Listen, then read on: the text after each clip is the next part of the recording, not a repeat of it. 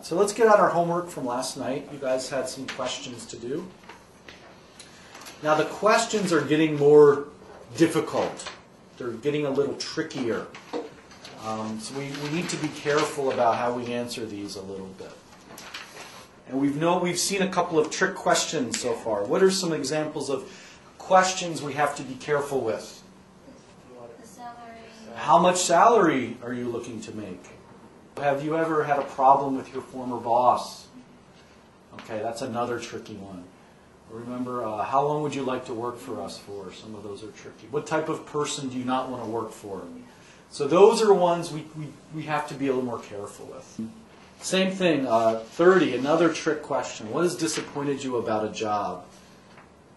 Courtney, this one again is a trick, so you can't really stay too negative. Now remember, what do we have to do here? We can't be too negative or trivial. Trivial means, oh, the coffee wasn't very delicious, or, oh, the people there were terrible. Okay, now remember this, we want to talk about challenges. In my former job, I felt I wasn't being challenged enough. There wasn't enough opportunity for me to grow and learn about the industry. Something like that would be okay. But that's a trick question. You have to walk very carefully on that one. Charlie, did you want to try that one?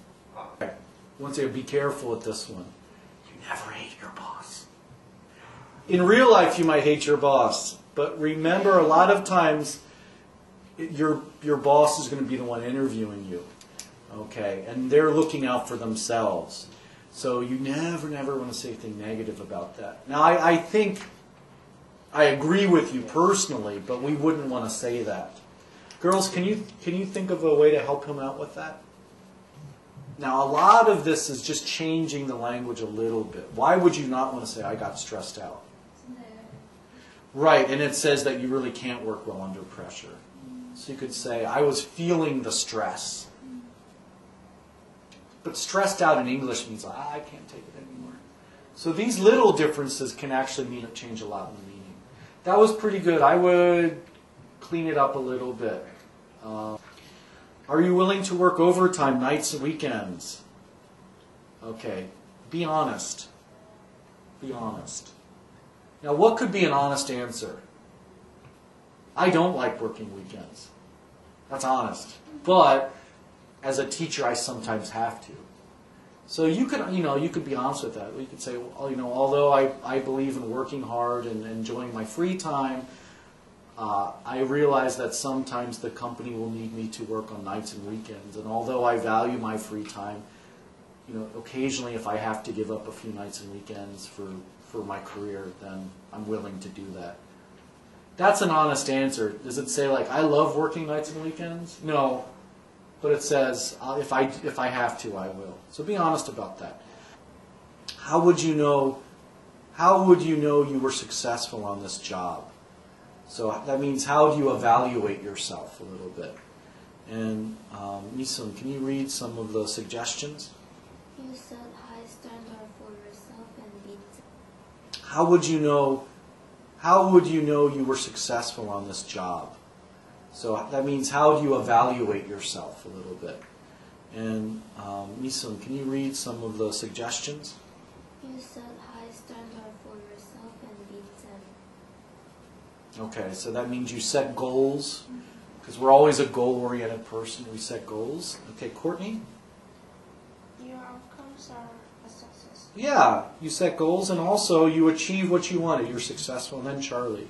Your boss tell you that you're successful. Right, and that was another question we had. You get feedback from other people, so that's a good way to handle this one.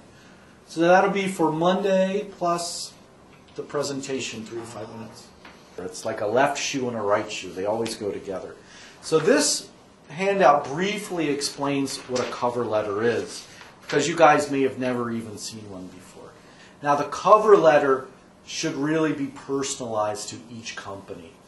And it's the first thing they see. They see that before the resume. So it should be beautiful. It should be perfect. Because there are many different styles here for you to look at. Now remember, don't copy these word for word. But you can certainly copy the format. That's fine. So a cover letter has 3 general sections. The first section should create interest and explain why you are writing. Who are you? Where did you hear about the position? It should state the type of position you are applying for, as well as how you heard about the company.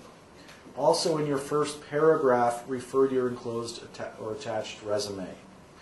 Because they might have many job openings. So you want to say right away where you heard about it, what position you're applying for. The second part, the second paragraph, explains your interest. Now this is where you translate your resume. You're not repeating your resume, but you're interpreting it. So if your resume says, I studied music and communication and I'm in a band, that's where you interpret it. I'm a really creative person that loves exploring new ideas. That's where you kind of translate that a little bit. It should be brief, and it's what you have to offer the company, how you can make the company better. And then the last paragraph, the third paragraph, is the closing. And this is you request further action. Either you'd like an interview, an appointment, ask about the best time to call, the best number to reach you at, here's my email. And then you always close by saying again how you're interested in the company. So that's a pretty easy 3-paragraph format for you guys to follow for your first one. Absolutely. And that's the same with your resume. Normally, if you miss a period somewhere, it's not that big a deal. But if it's a resume or a cover letter, it's huge. Why? Just one little missing period. Why is that a big deal? Your resume and cover letter, you're going to work hardest for yourself. So if you make a mistake on something that you're doing for you, you're going to make even more mistakes when you work for the company. So really, that's why it's so important. Okay, 3, use a word processor. Obviously, you're not going to write it out. 4, no fancy fonts and colors. So this is kind of, basic sense. 5, keep it short. Okay, it should be no more than a page. Again, 1-page resume, 1-page cover letter. Never folded. They should be flat together. Use templates. Now, templates basically means kind of the formatting. And I've given you guys a lot of samples. Also be careful. You should print it out on plain white paper. Now, it says plain white paper. It can be a little off-white, but no colors. Also use a laser printer, not an inkjet printer. Do you know the difference between them? Okay, so it should look beautiful as best as you can. Once again, is it okay to send a resume without a cover letter? No. It's a left shoe and a right shoe. They go together. Your cover letter summarizes your resume. True or false? False. Courtney, can you read that, please? Excellent. Okay, it's not just a summary of your resume. It's an interpretation of it. Okay, it should be short but powerful. Again, your cover letter introduces your resume. No. Okay, it's an interpretation of it. Employer, be careful. A lot of people are saying, dear employer, dear sir. Don't do it. Okay, why not? It shows what? You didn't do your homework. You didn't research enough. Also, it could be very rude or sexist if you put dear sir and the person, a lot of times in human resources they're women now. So that could be very rude. So make sure you get the name. Okay, so once again, include salary, history, and expectations in your cover letter. Never. When do you guys talk about salary? When's the only time to talk about it? After they good, exactly. Okay. And then next week we'll do the group interview, which was fun. I think it's fun for me, maybe not for you guys. All right, good. So we've covered a lot so far. So today we covered some of the questions, how to handle them. We talked about lobs and tricks, and I'm happy that you guys are seeing the patterns a little bit.